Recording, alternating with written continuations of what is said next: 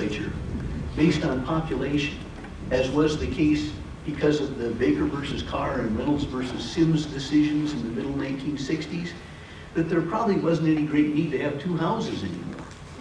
You know that our federal system is based on the Senate, which represents the states without regard to population. And the House of Representatives represents the people with regard to population. Well, in the state, you had both houses based on population. So you'd ask, why would we necessarily need to run the legislation through two bodies? Well, tradition's powerful. And just like we're not going to do away with either the National League or the American League, you know, that there was resistance on the part of the people in Montana to eliminate either the House of Representatives or the Senate, and maybe for good reason. Maybe the second look is a good idea, regardless of whether both houses are apportioned on the same basis or not. But anyway, our position was that accountability is important, and that what can happen is you introduce a bill in the House, it gets over to the Senate, they amend it, send it back to the House of Representatives agrees conceptually still, but doesn't agree to the amendments, and then the bill can get choked to death in the conference committee at the end of the legislative session. And everybody can say they voted for it and blame the other body for what happened. And I think sometimes, you know, another way of looking at it would just simply be to say, especially if we've got the chamber's got to be based on population anyway, to just let one chamber do it. And that way they'd have to take each vote very seriously. I don't want to get way off the track here, but some of you here who I know, and I've visited with about this, have heard me talk about my concern about the national debt and how one political party says, well, it's a spending problem, it's not a taxing problem. So we're not going to raise taxes a penny. We don't care what happens. And the other party says, but that's unfair because the Bush tax cuts benefit the rich people and they don't benefit the poor people. And if all you do is cut the budget, you're going to balance the budget on the backs of the poor people and the rich people are going to get away scot-free. And what that does is creates an impasse which makes it possible for neither one to step forward and make the tough decisions that have to be made. And sometimes I think that the unicameral system would avoid that kind of thing, although it's a totally different example. Because you would know if you voted for that piece of legislation, it would become law, and you couldn't blame it on some kind of a confusing situation with the other body. And what happened was the CONCON delegates actually placed it on the ballot as a side issue. I think the issues were that the Constitution would be ratified, and then there was a side issue on capital punishment, and there was a side issue on whether the Constitution should have a unicameral or a bicameral legislature, and there might even have been a third one. Gambling, yeah, gambling. Whether the prohibition should continue on gambling. And but anyway, the one on the unicameral went down, and so that wasn't a part of the Constitution. But I believe the Constitution is drawn so that it could actually work either way. Some of the language in the Constitution, but it makes reference to well, the 2/3 requirement as an example, is 2/3 of the legislature. So theoretically, if all 100 members of the House decided to eliminate the 50-member Senate from the Constitution, they could get it done.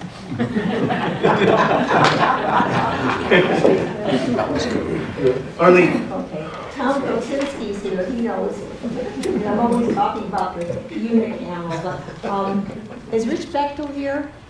Yes. You know, Rich. He's the one who provided us with all of the material that we needed for the Constitutional Convention. And he provided us with material about Nebraska. I became intrigued with Senator Norris, who drove all around Nebraska, and it was very difficult, trying to get the unicameral on the ballot. And he finally succeeded. And what I liked about it is here we are with 150 legislators for our state. They had only 49. They're nonpartisan, and Nebraska's done pretty well over the years. But the point was, when we had our Constitutional Convention and sat alphabetically, and we didn't have to worry about another chamber, I love the way Leo Graybill conducted meetings. I'm a Maine man, and you realize he always let us reconsider. People say, oh, there's no check and balance if you have a legislature without two chambers. You have to have check and balance. Oh, I served in the legislature. It was such a mess. And you didn't know what was going on. I mean, intelligent people didn't know on the transmittal deadline. And the worst abomination was a conference committee. At the very end, 3 Republicans, 3 Democrats would get together and they'd say, this is what we have, take it or leave it. And I couldn't take it anymore, I never ran again.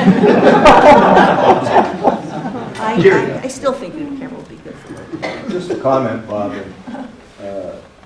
You know, when the issue was on the ballot to go back to a bicameral legislature, I actually went around and spoke against that. But, you know, having observed it over the last 40 years, one thing that happens the way the Montana legislature operates, the bills, as quick as they're drafted, you know, they're noted up for hearing. And they often come up for hearing, and, you know, within 5 days. And so the word doesn't really get out that well.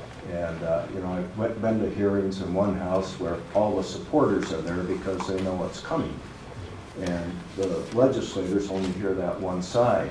But by the time the bill gets to the second house 7 months later, I mean, sometimes the supporters don't even bother to show because they think it's no problem. You have a committee room full of people and they're all against it. So, you know, there's reasons for a bicameral. Sometimes those bills fail in the second house simply because the person carrying the bill just doesn't know that much about it. And, you can argue both sides of it. I agree you can. I remember, though, I just say, this is a minor thing too, Jerry, but I remember at the time thinking that there were some legislators who, for the most part, were kind of elderly and revered. And you wouldn't kill their bill, and it'd be like pushing Grandpa down on the ice. You knew that they'd take care of it over the other body. And that's not being very responsible. You know, I can remember thinking of several examples of that. You know.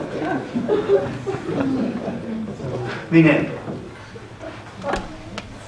This is actually more of a comment, and it's an accumulation of thoughts and things I've had these last 2 days and observations from what people have said. And I know Justice Cotter is now left, but I feel that in a lot of the comments, our Montana Supreme Court has been unduly criticized as being judicial activist, and also sort of the implication that the Constitution needs to be interpreted by the court as being a negative of the Constitution. And I guess I'd like to make at least three points, and I'll probably forget one of them. But first of all, of course, with Citizens United, the federal Supreme Court is still interpreting the federal Constitution, and that's a First Amendment climate. We are still debating and arguing about what the First Amendment means. And nobody is really saying, oh, that's a failure of the United States Constitution,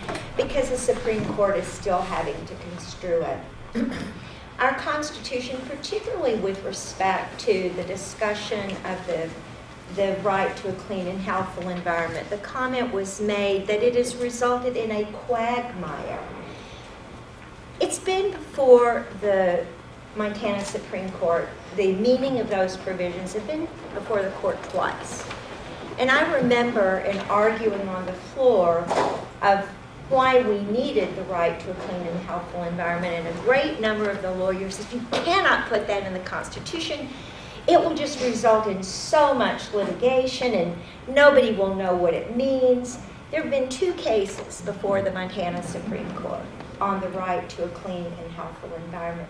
And in neither instance is that, to my way of thinking, should that be construed to be a reason it shouldn't be in the Constitution. The Constitution is this living document, and the courts are the only entity that can actually say what the language means.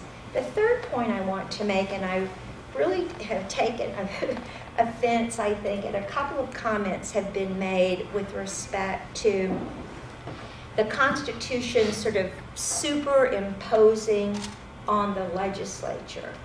I mean, I think the one thing anybody that could walk away from the convention would say is that the delegates had incredible faith in the legislature.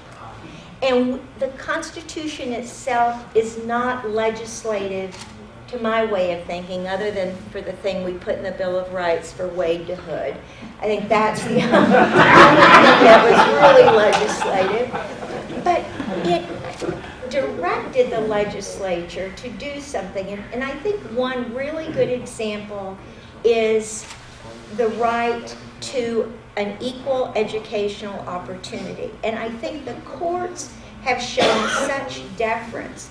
Even though there were 2 cases before the Montana Supreme Court, the court would never say, even though the MEA and a lot of the plaintiffs wanted the Supreme Court to say what constitutes a quality education, the courts would never do that. They said, we are deferring to the legislature to do that. And the legislature was very reluctant to. So I really feel I want to stand up for the role of the court and how important it is in interpreting the Constitution as it moves forward.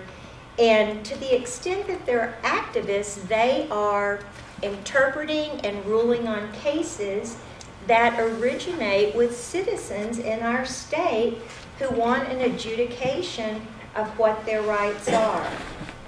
So, there you go.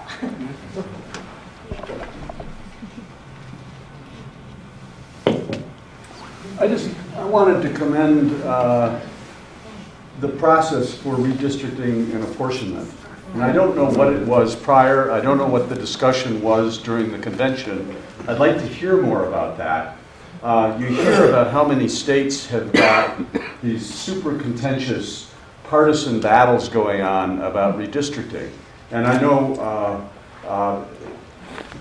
there are arguments that ours is still a partisan battle, but I think that the way of creating a commission that was independent of the legislature, that they got to pick the 4 people that were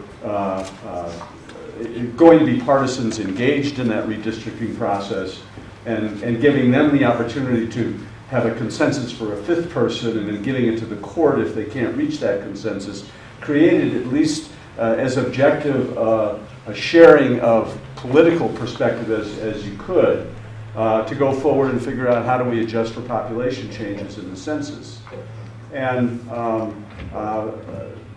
there's still going to be arguments about whether it's partisan or not, but I think that it's a credit to Montana that it's far less partisan than many other states' solutions.